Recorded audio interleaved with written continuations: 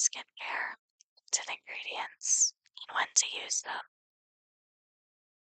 We're going to start with the cosmetic industry's most recent obsession, which is niacinamide in serum or in toner form.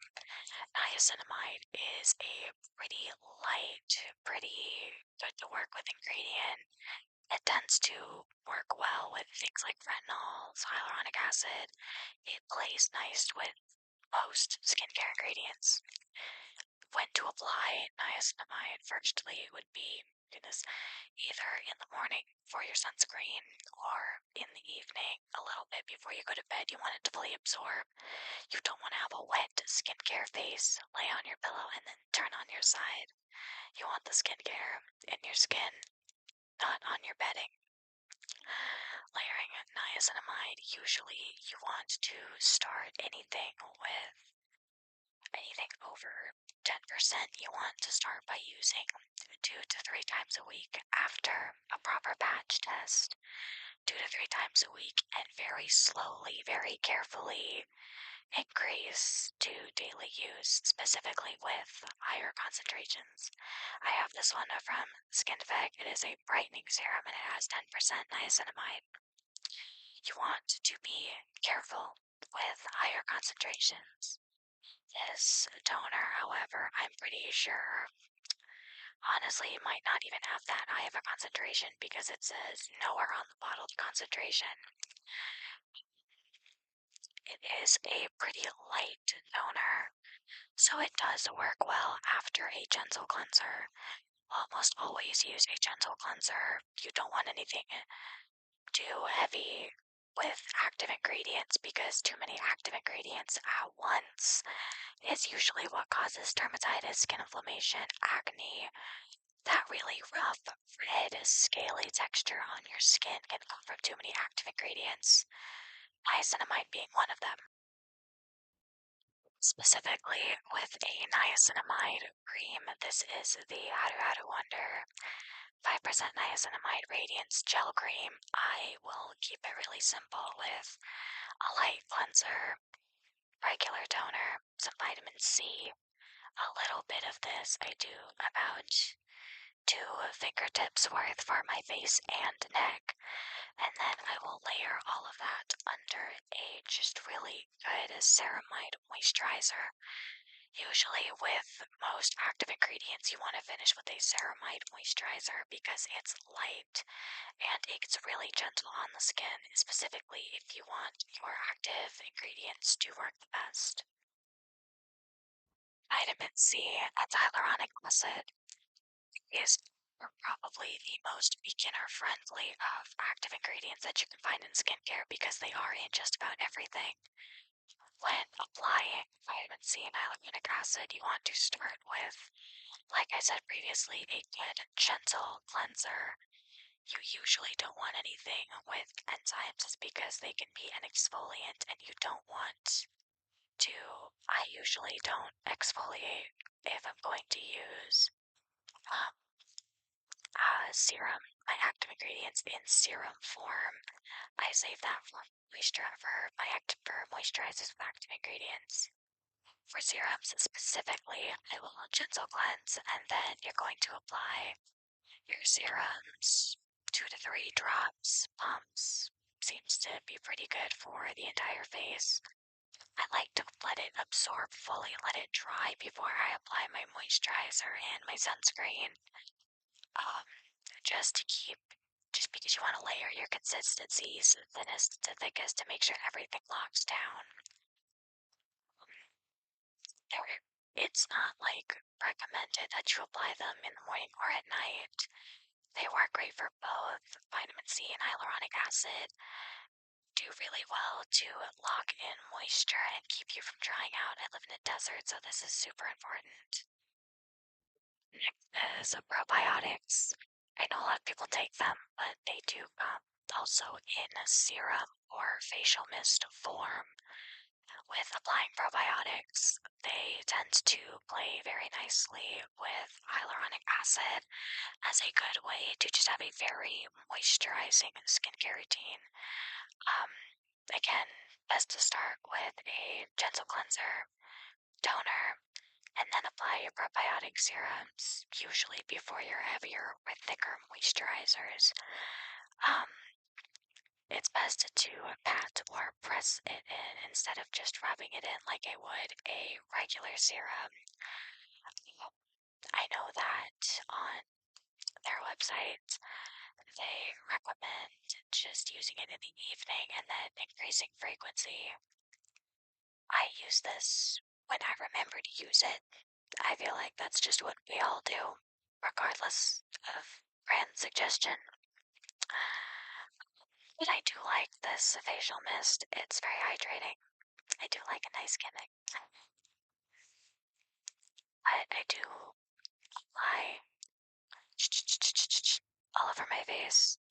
I pat it down, I let it dry, and then I apply my other moisturizers. Usually with probiotics, you want to use a really light moisturizer just because you don't want to over scrub and destroy the healthy bacteria that probiotics usually tend to add. EDRN, the scariest skincare ingredient to date. This is the Equalberry rice PDRN. It's vegan, obviously. PDRN can be great for helping to calm down skin inflammation and skin irritation, but it's important to know how you should be using it. We're gonna again start with our gentle cleansers, our toners. PDRN tends to be thick and milky.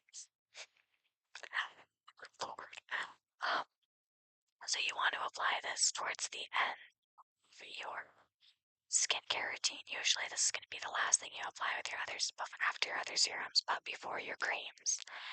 PDRN tends to work really nicely along ceramide, hyaluronic acid, and niacinamide. Layering these correctly can honestly create the best barrier protection hydration routine. Usually you don't want to immediately mix this with retinols or harsh exfoliants like AHAs and BHAs, really just to prevent irritation. I find it best to just keep with a ceramide moisturizer for things like this, just to keep it really nice, really light, so that none of the ingredients irritate each other. You don't want to make them mad. It's everybody's favorite. Can be really good for acne, for more mature skin. Really, whatever you use it for, it is really easy to screw up your entire skincare routine if you aren't careful with how you use retinol. Retinol is a great ingredient. Usually, you want to start with 1 to 2 times a week and then slowly, gradually increase to about every other night if your skin can tolerate it. It is a very high active ingredient. For sensitive skin specifically, you want to apply a very thin, light layer of moisturizer. Ceramide moisturizers are my go-to before the retinol to make sure you aren't increasing the risk of irritation and just only slightly decreasing the effectiveness because you're applying this on top of another cream product. When applying your retinol, you want to avoid really sensitive areas like under your eyes or on your nose or on your mouth. You don't want it to just dry these areas out because they can get very scaly. They can get really irritated really quickly.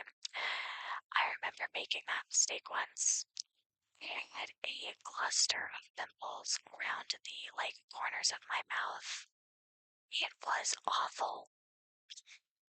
So you want to be very careful with retinol. It is a super strong active ingredient and can be great if you keep it with lighter ingredients like vitamin C or niacinamide in very low concentrations. And even PDRN, again, in very low concentrations. You don't want to mix it with really high active ingredients like salicylic acid, benzyl acid, in the same routine, just because it can cause very mild irritation or very severe irritation. salicylic acid and lactic acid should be used on their own. I will scream it from the rooftops. You are not doing yourself any favors if you mix your salicylic acid, your lactic acid, with things like retinol or with really high concentrations of niacinamide. They don't play nicely with others. They don't. If you're going to use lactic acid or salicylic acid, it needs to be the only thing that you're using for that day.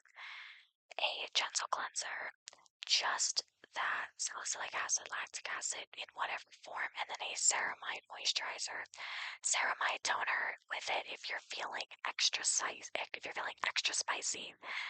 But what you don't want to do is just apply all of these ingredients at once, especially with salicylic acid and lactic acid. Again, they don't play nicely with other ingredients. Use them on their own. Gentle cleanser, ceramide ceramide toner, lactic acid or salicylic acid, ceramide moisturizer. Just let that be the main active ingredient in your routine for that day, because it just doesn't work very well with other ingredients. It can cause severe irritation, dryness, peeling, redness. It's not smart to use it with other things. I didn't intend for this to become an angry rant about salicylic acid.